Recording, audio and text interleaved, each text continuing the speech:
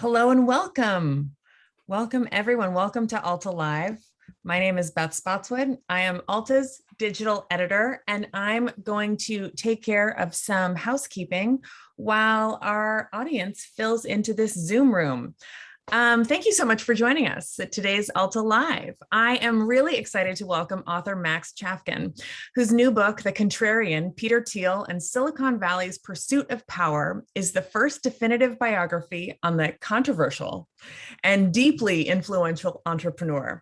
Max is a features editor and tech reporter at Bloomberg Businessweek, but today he's going to be talking Thiel, Silicon Valley. Maybe he'll talk to us about teenage blood transfusions. He's going to be in a conversation with Alta newsletter editor and my wonderful colleague, Matt Haber. Quickly, before we begin, if you are unfamiliar with Alta Journal, we are a quarterly magazine focused on California and the West. If you like what we do here today and the kind of topics we cover, I hope you will check us out. We send a weekly Thursday newsletter that Matt actually edits and often writes. So please consider subscribing to that. We also host the California Book Club. In fact, tomorrow we'll host author Rebecca Solnit for a conversation about her book. But we'll send you links to all of that. This event is being recorded and will be posted to altaonline.com later today. We'll send you a link to that, as well as a link to buy Max's book, articles that we've done that Matt has written on the book, anything kind of that pops up today. We're going to hook you up with all of it. Please use the Q&A button for any questions you've got for Max or Matt. And we're going to talk for about a half an hour today. The last 5 minutes, we'll try and get to as many of your questions as we can. So to kick things off, I'm tuning in from Novato, California. Please let us know in the chat where you are streaming us from today. It's always fun to see where everyone's tuning in from. And with that, I'm going to get lost and turn it over to Matt. Thanks, Beth. Thanks, Max, for coming in and talking to us about Peter Thiel. Definitely an interesting topic. So maybe for regular people who don't know the tech press too closely, who is Peter Thiel and why should most of us care about him and his business? Yeah. Thank you for having me, first of all, and thanks for everybody for tuning in. So Peter Thiel is basically, until 2016, was primarily known as this really influential behind the scenes tech figure. So he was the first outside investor in Facebook. He's depicted very briefly in The Social Network. And he co-founded PayPal, founded Palantir, which is this giant defense contractor, which has billions of dollars in government contracts to do data mining for the U.S. government primarily, and has just been this kind of generally sort of big deal behind the scenes figure within tech. So the thing that most people kind of in the industry know, but maybe some people outside of it don't. So I'll just bring it up, is that Thiel kind of is the leader of this thing called the PayPal mafia. So as Matt and I were talking before this began, it's not an actual mafia. There's no violence, but it is this influence network of very sort of well-heeled, accomplised entrepreneurs. And so maybe you can name one or two other people who might. Yeah, Elon Musk is very well known. Reid Hoffman, founder of LinkedIn, as you said, Elon Musk, Keith Rabois is a big time investor, founders of Yelp, founders of YouTube, and it goes on and on. And all that would make Thiel, I think, just like a really amazing subject for a book about tech power, maybe the most important subject, but it sort of nothing compared to what started to happen in 2016, when Thiel, who at that point had been this kind of Silicon Valley figure, emerges as a key backer for Donald Trump. In May 2016, Thiel shows up on the list of California delegates for Trump at the Republican National Convention. And that same time, just a couple of weeks away, is exposed and then kind of exposes himself as the backer of the lawsuit that destroyed Gawker Media. So at the same time as he's doing all this tech stuff, he's suddenly kind of playing a role in politics. He became a major figure in the Trump administration, kind of now is a major political figure in Republican kind of far right politics. So to me, that makes for kind of an interesting concoction, because as he has become more influential and more politically engaged, we've also seen Silicon Valley, of course, engage in kind of the same way. Mm-hmm. And Thiel seems like he's a pretty secretive and slippery character. Was it difficult to report on him? How did anybody return your calls ever?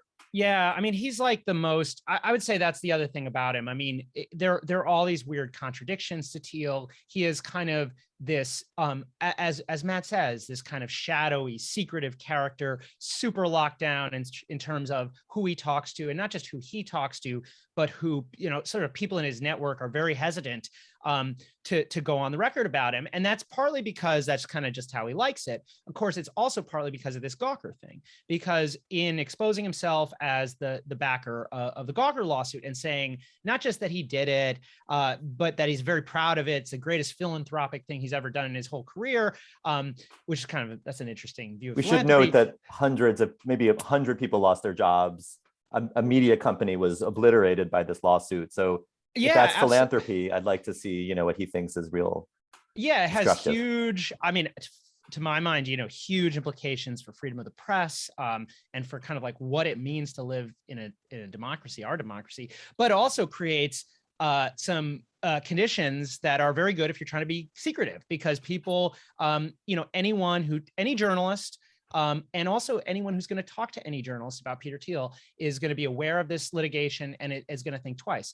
So as a result, yeah, I mean, it was a slog. I mean, I talked to lots and lots of people off the record or on background, and it's just like a process of going to every single person who knows him, people who've dealt with him, people who are friends with him, were friends with him, went to school with him, the list goes on. And, then talk to, 150 or more than 150 people, hundreds of interviews, just trying to get as full a picture as I could. And, Thiel he is secretive, but like he has created this incredibly substantial record of writing and speaking. I mean, he's sort of styles himself as a public intellectual. And as a result, there is this kind of corpus of information. I think some of it you can't always take at face value, but there's also just really interesting stuff there that I was able to mine and to help produce this book.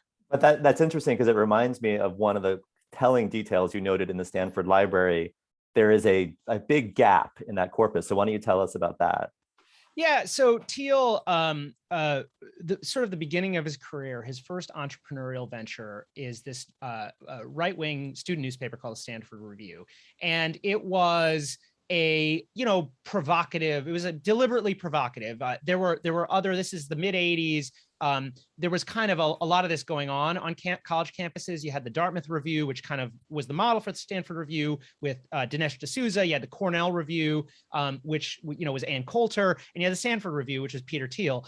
And they're all kind of the same. It's all about sort of, for lack of a better word, kind of taking the piss out of the liberal establishment, trying to call attention to the ways in which Thiel and his peers saw Stanford as being discriminatory against conservative views. I mean, I think to be clear, I'm not sure that Stanford was discriminating against conservative views. And too accepting of gays and multiculturalism and women. And yes, exactly. And so the view is basically Stanford has been overrun by these, left-wingers who are being too welcoming to gays, to women, and to Black people, and that they want Stanford to kind of turn back the clock to, the good old days when the Western canon was the Western canon, et cetera. So, but what I'll say is those what you're bringing up, I think, is that those issues of the Stanford Review are a little hard to find. I mean, they're not available on the internet. You have to go through this kind of whole rigmarole to get access to them. And there has been this kind of so even getting them, you have to show up at the Stanford library, and there's this sort of forbidding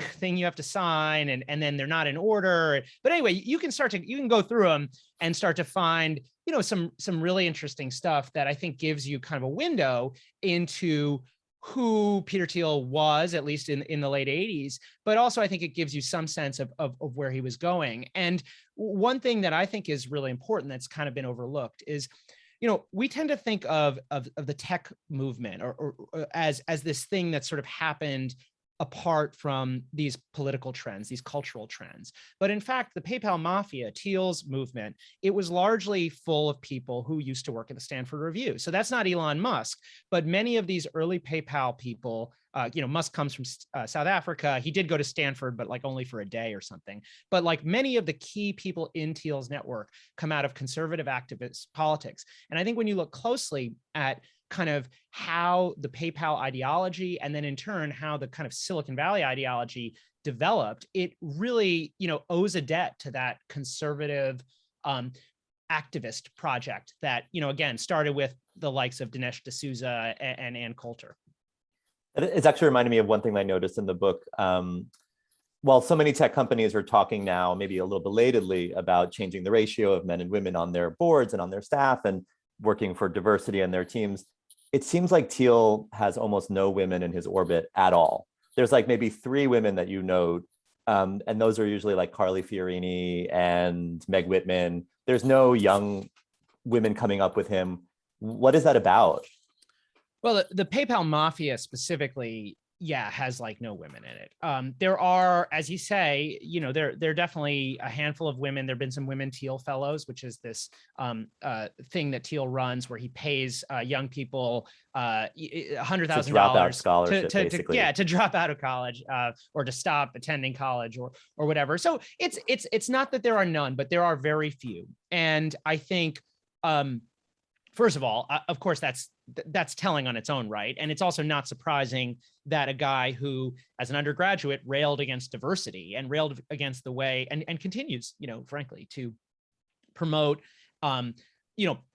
people and ideologies that are really hostile to the idea of diversity and equality, that he would not be surrounded by a diverse cast of characters. I mean, what's really kind of amazing, though, I think anyway, is so Thiel wrote a kind of success manual. It's called 0 to 1, and it was a huge bestseller. If you're in tech, if you're an entrepreneur, if you want to get rich by doing something on the internet, you've read this book.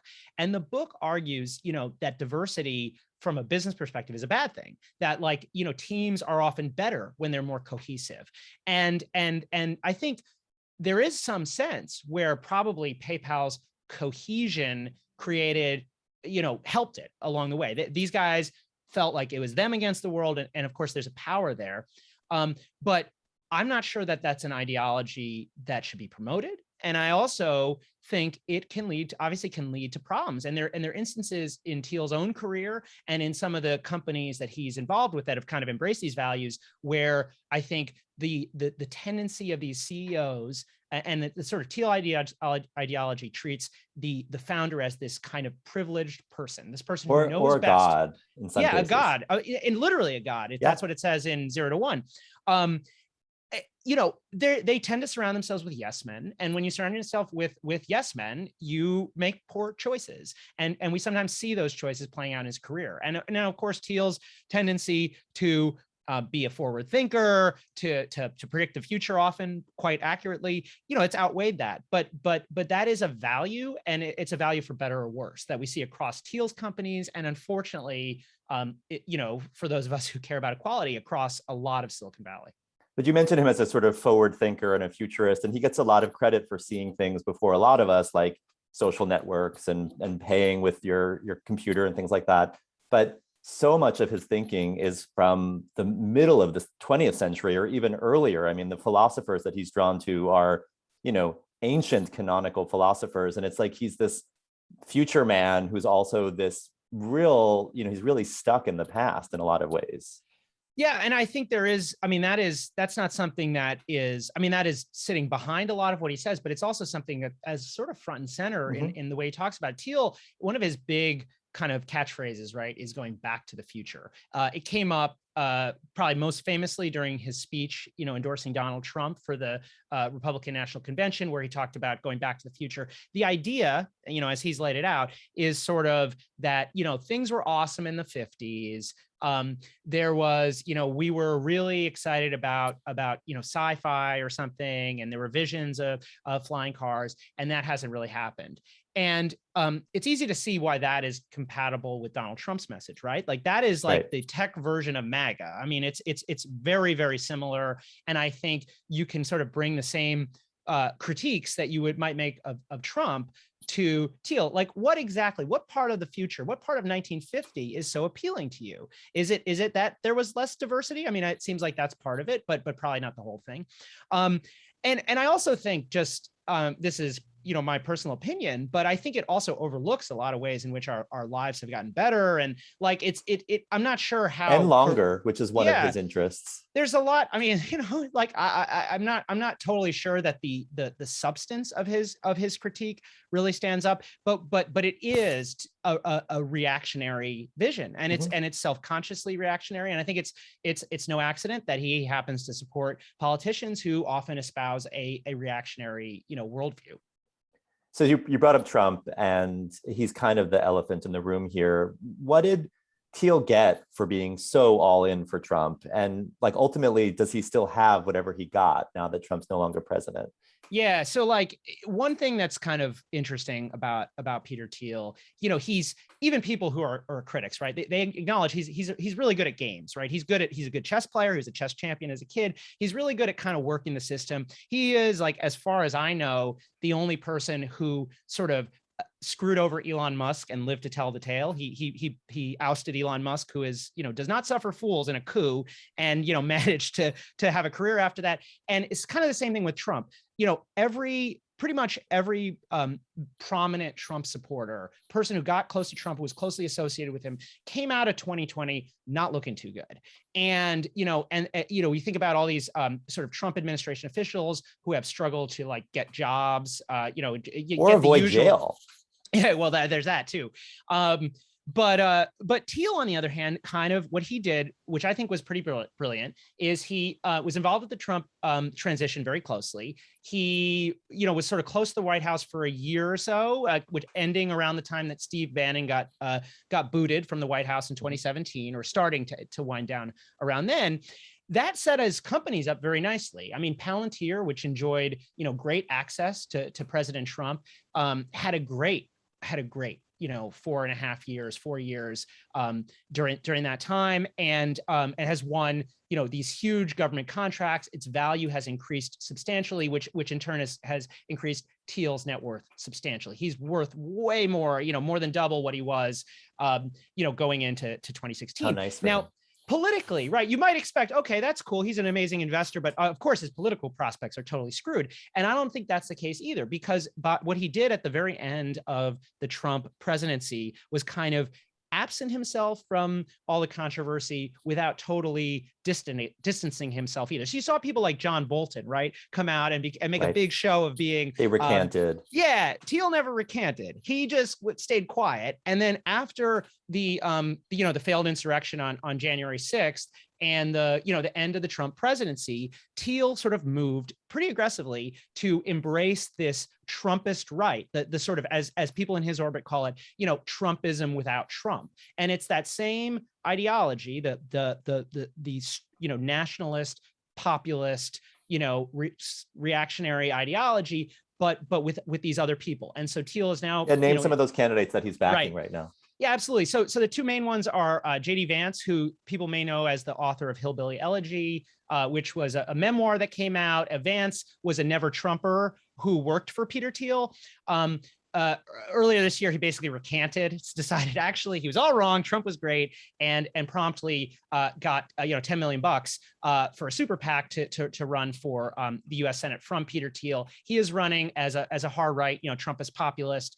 Obviously, very tied closely to Thiel, and Blake Masters, who is running for the U.S. Senate in the Republican primary in Arizona, and he is he literally works for Thiel still. He's the president of Thiel Capital, or the COO. I'm not sure, but he's a senior executive at Thiel Capital, which is like the family office that controls Thiel's money, and he is also running as this kind of hard right, Trumpier than anybody else candidate. His key positions, involve, hardline immigration, getting rid of critical race theory, or so-called critical race theory, or whatever. I'm never really sure what people are saying when they say that.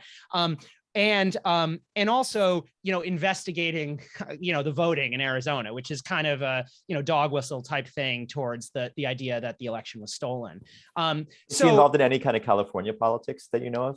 So Thiel has kind of stayed out of California politics, and which is interesting, right? Because there have been opportunities. Of course, the recall election, that we just saw, but and I'd say he smartly stayed out of it, right? I mean, Right. Newsom prevailed, but one of Thiel's closest allies was this guy David Sachs, who's a member of the PayPal mafia, worked for the Stanford Review, was a key backer of that recall effort. So and Thiel and David Sachs are still close. So there is definitely an ideological alignment. But for now he's stayed pretty much out of California politics.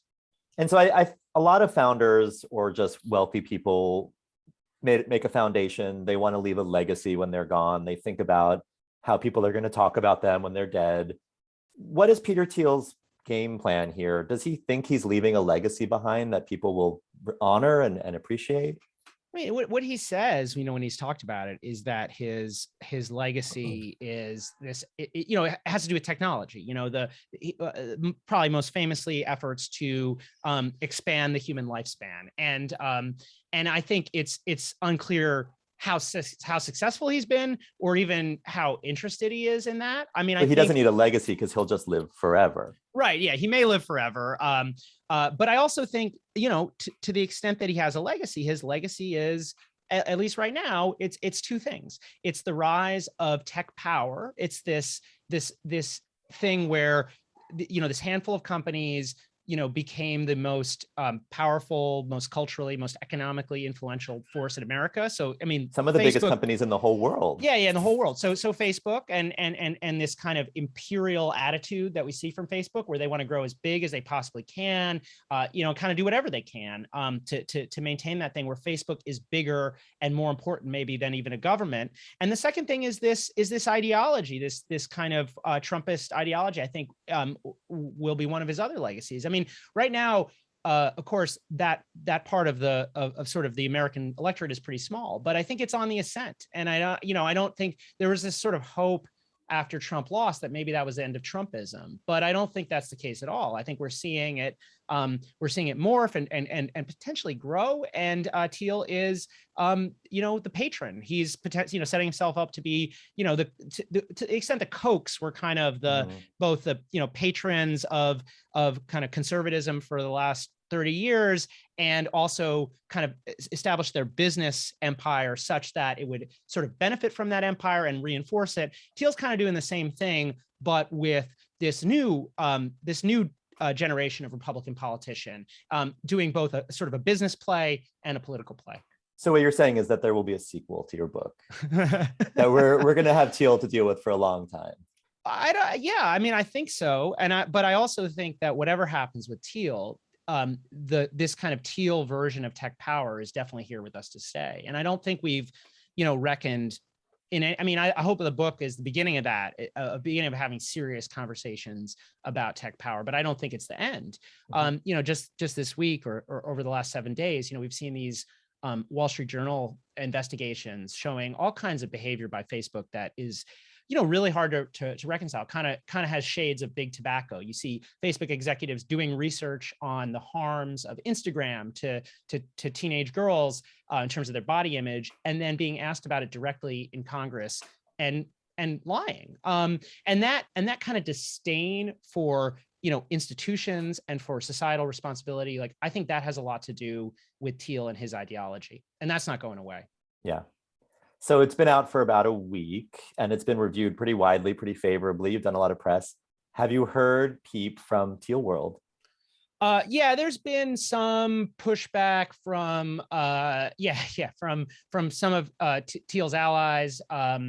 There was a Wall Street Journal review that was pretty negative on the book. I think it called me fake news, where that's actually a badge of honor. But yeah, go on. that was being passed. I mean, literally, I think that was in the headline. That was being passed around by some folks who are close to Thiel. Thiel himself has not said anything to me directly, although I do know through intermediaries that he's read it, and as I understand it, he thinks there's some things wrong, but I haven't heard anything more specific than that. But the thing is, like, Thiel he's a person, and he's also just he's also an idea, and he's an idea that's like very important to a lot of conservatives. So I think saying, looking at that critically is bound to be, is bound to create some controversy. And, my goal with the book, there is this Thiel as a hero, this he's almost like an Ayn Randian Superman who's just bringing the future. That's the view, of the Wall Street Journal Sure. editorial board. And then there's Thiel as this supervillain, as this evil evil conservative billionaire who's like, single-handedly, destroying American society through Facebook and Palantir. And what I wanted to do with the book is kind of cut through both those myths and really, obviously there's truth to both of those stories. And I think, and inevitably that creates, controversy. Yeah. And I think also you humanized him in a way that surprised me. I mean, I think his childhood, his college experience, there's a real sadness there, and there's a real anger at being rejected and picked on. And not that it justifies any of the way he treats people in the world, but he comes across as a kind of a sad person. Yes, and I think and that was surprising, and of course it's surprising in some ways, and of course not surprising at all. But he might hate that the most, frankly, that we see that in him. I think that he's somebody who's spent, like a lot of Silicon Valley figures, has spent a lot of energy very successfully crafting an image. And that image is of this, as you say, this like, very strong. It's a little, there's something just vaguely Trumpian, even though Trump and Thiel are totally different. And I think, anything that humanizes him in some ways undercuts that image. So in that sense, I think you're right. I mean, on the other hand, I do think that, that past is part of what gave him power. It's like it's like a lot of people who suffer or perceive themselves to suffer as children, who that energy, they're able to put that into something new. And I think Thiel's outsider, the extent that Thiel was an outsider, as a gay man in the closet, as an immigrant, I think those things probably, in some way are partly responsible for him seeing the world in this different way, and which is what's made him rich. Yep. I think this is the time in our conversation when Beth's going to jump back in and read some of the questions from our audience. So thank you for the questions. Beth, please take it away. So fascinating. This is really, really interesting. And we've got a huge crowd from all over the world, in fact, today. So thanks to everyone for showing up. So Grace asks, first of all, I just wanted to address Warren requests closed captioning. We're going to look into that and make it happen for you, Warren.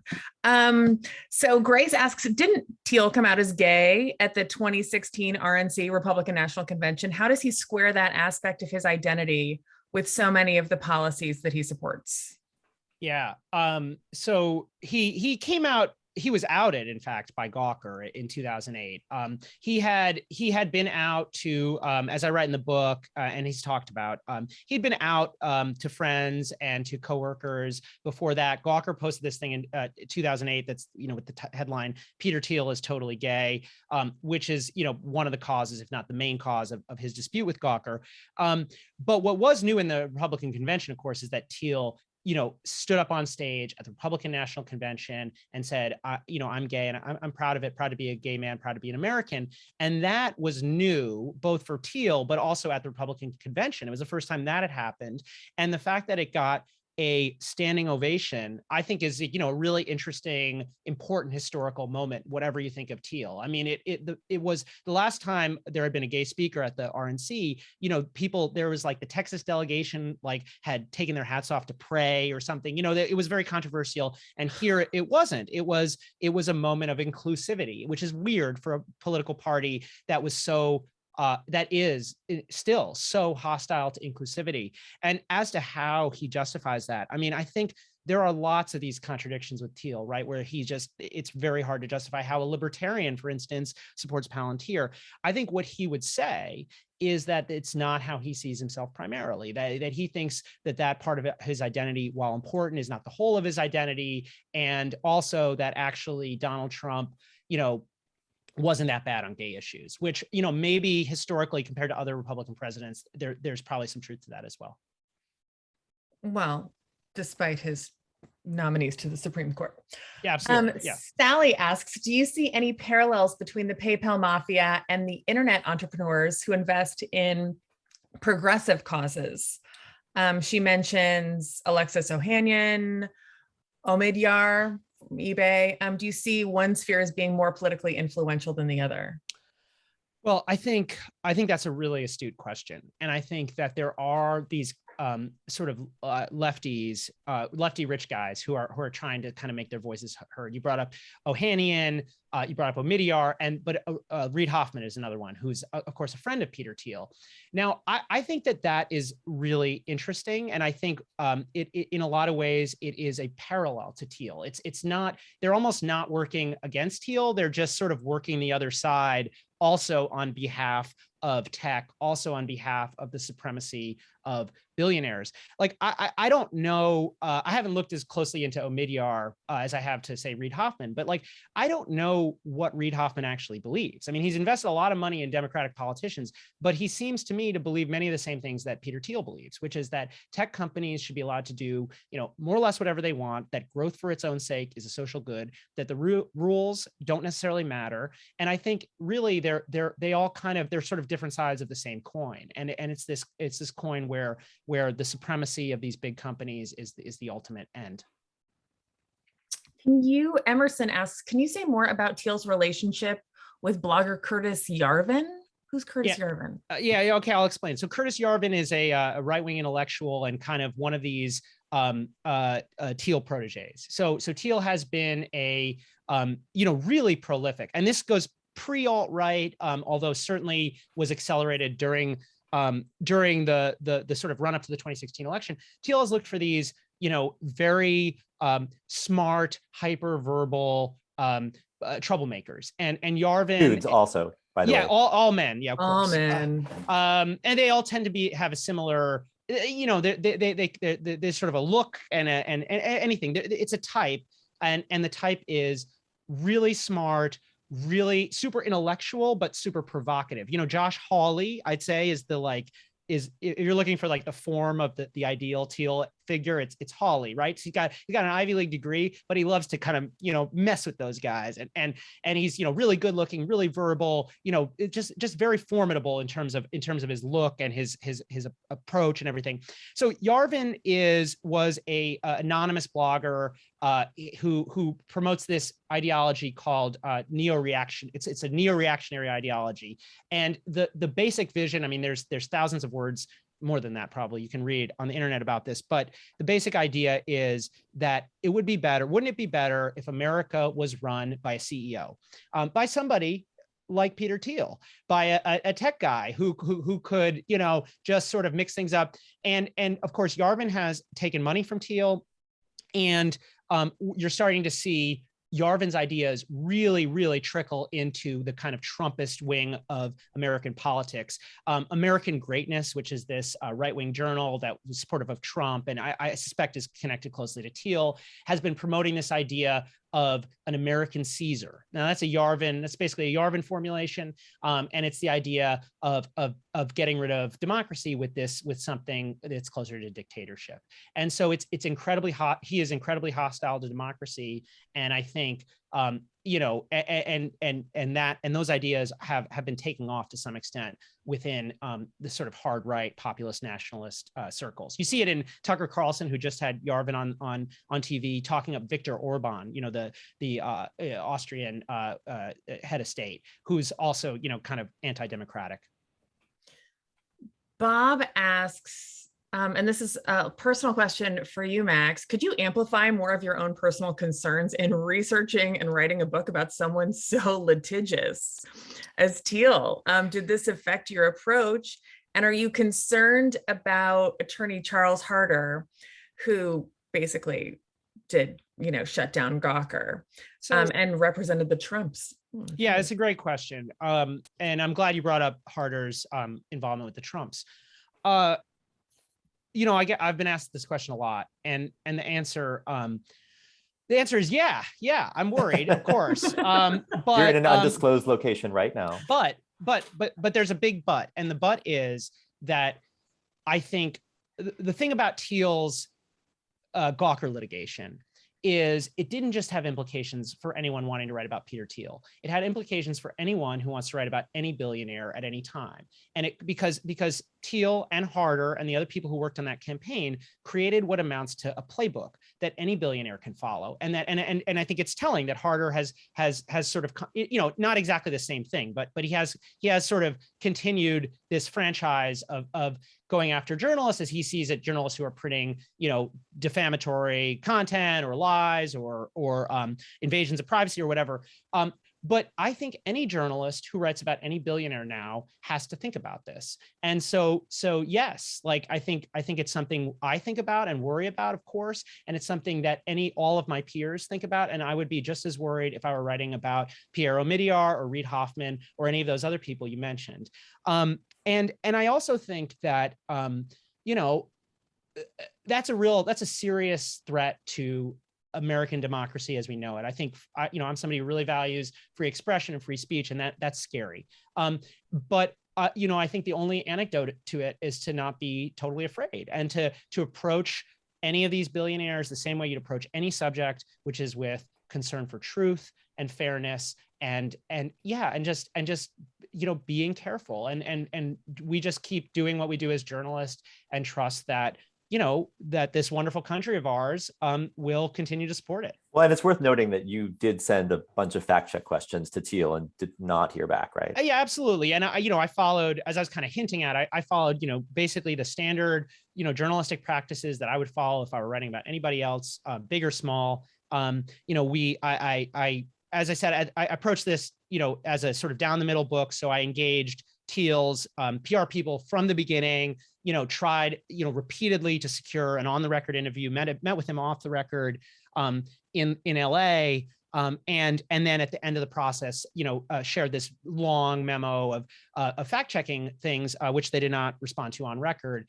But yeah, I mean, there's like a standard playbook that we all follow, and that's what I did.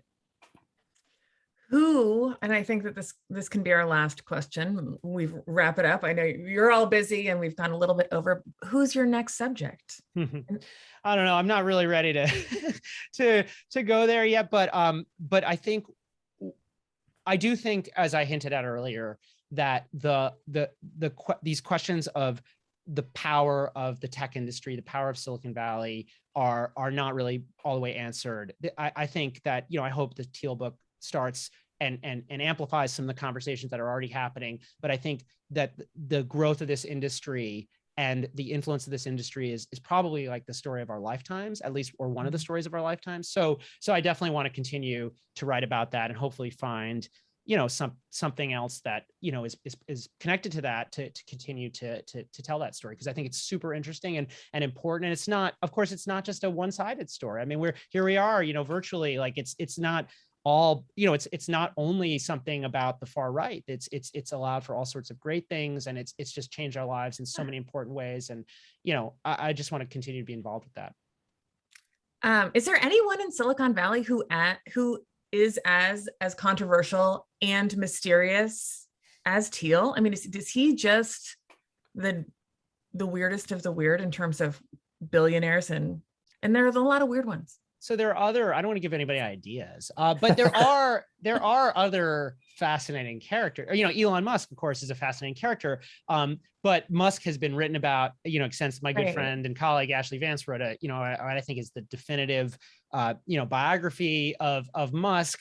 But also he sort of wears his emotions on his sleeve. He isn't secretive in the way that Thiel is.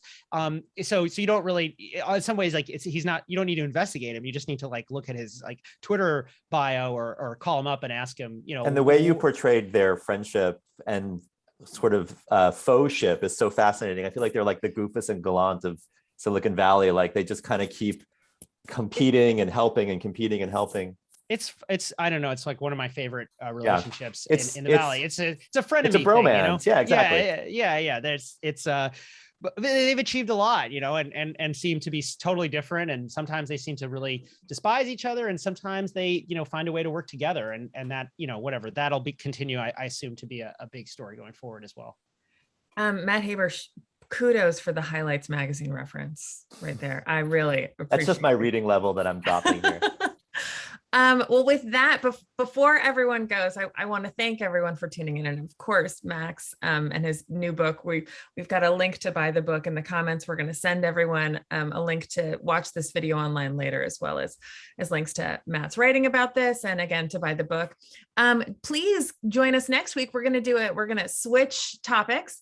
Alta cover story writer Farley Elliott will take us through his modern and updated California guides to wacky, wonderful off-the-grid sites that you shouldn't miss throughout the 10 regions of the state. Get offline and explore California and like you've never seen it. And we're going to talk about how to do that next week. That'll be a week from today, Wednesday, September 29th, again at 12:30. A big thank you to Max and congratulations on this book. We're really excited about it. Of course, to my wonderful colleague, Matt, for taking on your first Alta Live. Thank you. And thank you to everyone for tuning in. Stay safe and we will see you next time. Thanks, everyone. Bye.